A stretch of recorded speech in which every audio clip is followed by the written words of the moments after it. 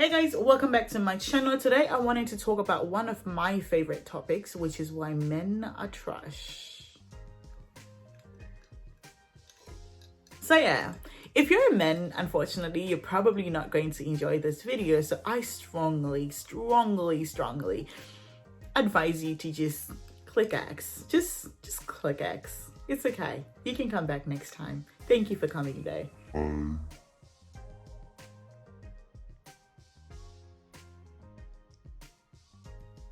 Do you guys think they're gone yet? We're actually not going to be talking how trash men are, even though we know that most of them are trash and they exhibit trash behavior, but that's not what we're going to be talking about. I actually today want to talk about why you, my friend, including me, could be trash pickers. Let's just unpack that. Welcome to Trash Pickers Anonymous. My name is Rimbizai Audrey Mzengi and I am your host. I started this group a few years ago after I just realized that I was done. I was sick and tired of being a trash picker. I just did not want to trash pick one more time. Like, I swear, I just could not do it anymore. If you're out there and you're a trash picker or you're currently sitting next to your trash, just send a signal, okay? Just send a signal and we will come and we will collect you and we will bring you to this group where we help each other just not pick trash, because yeah, we're tired. We're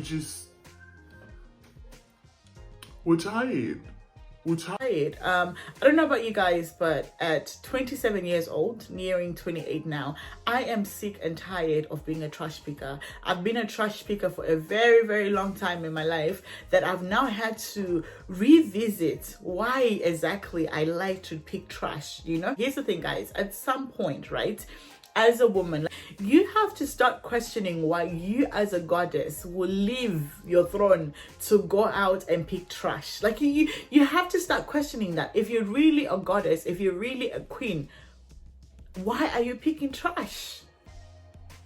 Because trash does not find you. We go out there and we pick it. How is trash finding you seated by the throne? Why are you as a queen getting up from your throne, bending down to pick trash? Make it make sense, please.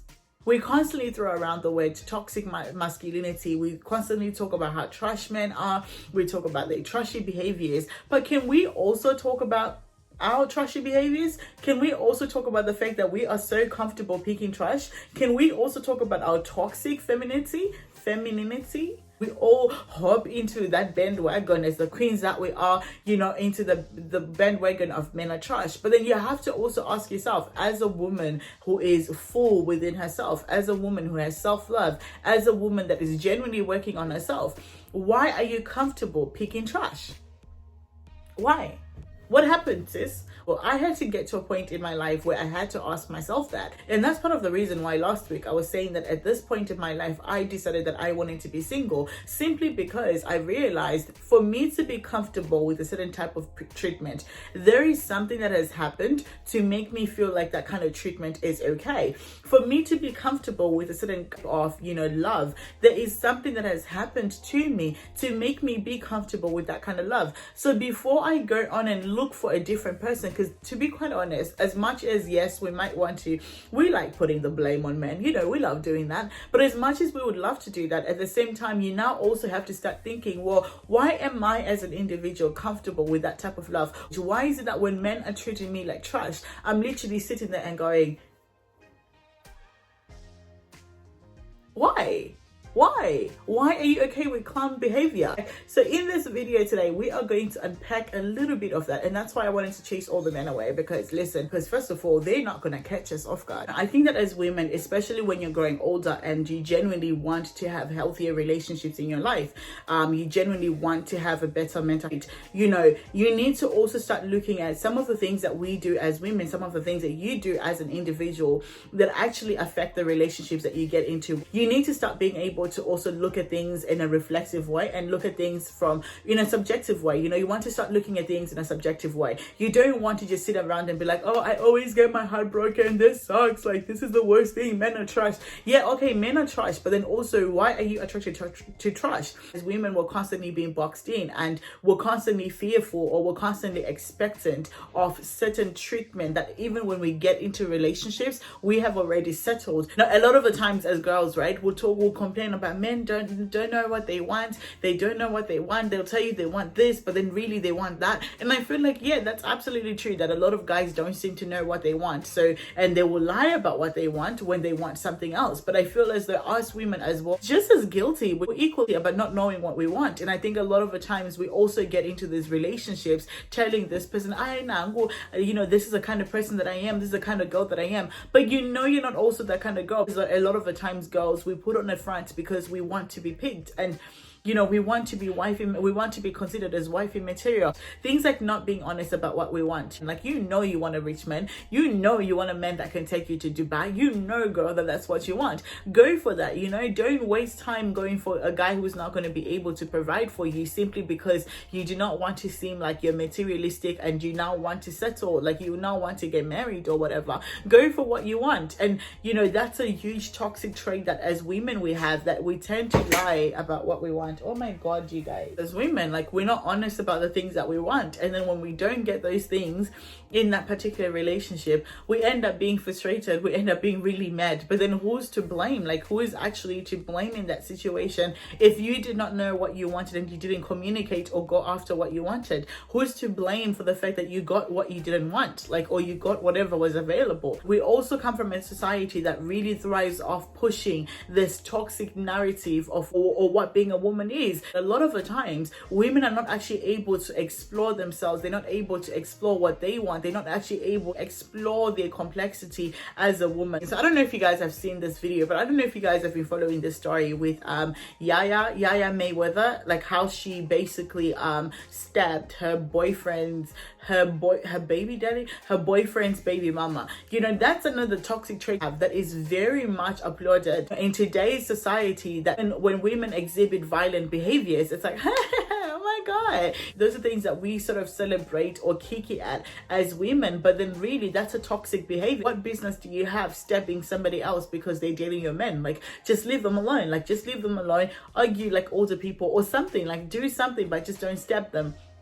You know, one of my worst like toxic traits that women have, but then also I feel as though this is not particularly our fault, this is the way that we have been raised, is to almost in a way expect and feel like love equals struggling. To me, that just does not make sense. And I don't know why society has done that, where women have been raised to really believe that, you know, the only way for them to be a strong woman, for them, the only way for them to be worthy of love is by them suffering. And the worst thing is, we really wear our suffering as badges of honor. Like, we really feel like, you know, for love to be real, I should have gone through the most with this guy. And it's like, well, that's not really true, because none of these men are willing to go through the same struggle for us. Like, if men are not willing to suffer for us, why are we so willing to suffer for them? Like, make it make sense, you know, just make it, like, help me understand, how does that even work? That's just something that I was reflecting on this week, and also journaling a little bit about,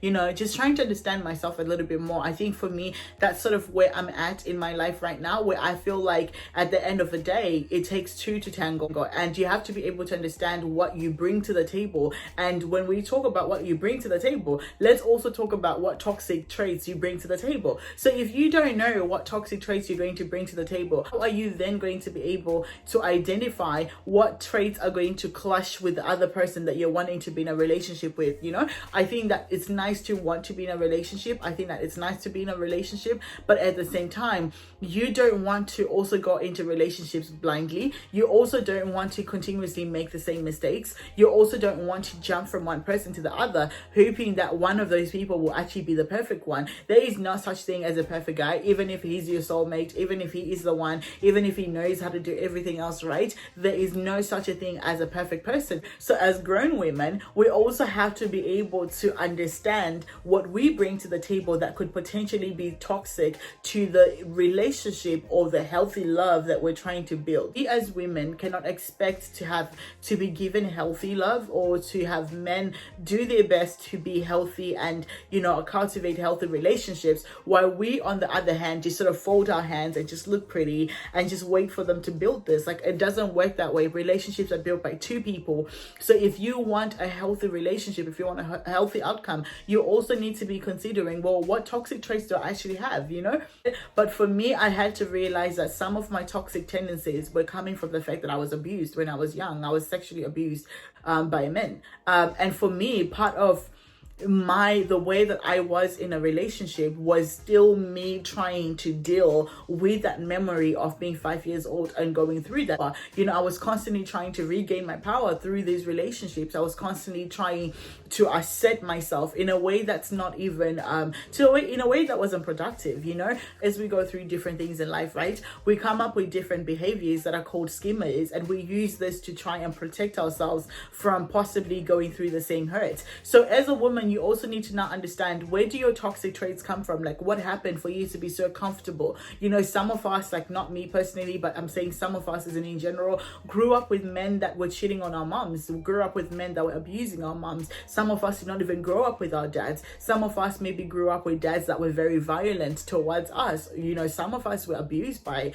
our dads, etc. So as women, we've gone through different things. Obviously, that's not everyone who has gone through that, but we've all gone through different things, you know, and you need to be able to understand how those experiences that you've had are going to develop toxic behaviors or toxic traits in you that look okay, that look normal, but are also counterproductive to what you're actually trying to produce in this relationship. I feel as though it's very important for you as a woman to take time out to figure out, what do I want? What do I need? Who am I? Like, you know, who am I as a person? Like, who am I as a woman? Like, before I can even own this title of womanhood, before I can even own this title of somebody's girlfriend, somebody's soulmate, somebody's wife, who am I as an individual? And I think when you start to do that journey, and that's why self-love is so important, and because that self-love journey begins to open you up to this other side of yourself that you probably were not privy to. So yeah, that's just something that I wanted to talk about today. I really felt like this is something that I've been journaling about this week, and I thought, you know what, I'm actually going to come out and talk about it, you know, and just sort of share that with you guys, and just share how as women we have to be able to understand ourselves. We have to be able to tap into those things that we do that are toxic, you know, to ourselves and to the relationships that we're trying to build with different people. So yeah, that's pretty much all from me today, guys. Yeah, I hope you guys had fun at Trash Pickers Anonymous. I hope you guys had fun at Trash Pickers Anonymous. I'll see you guys next time. Yeah, all good.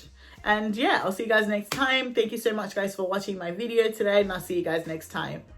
Bye.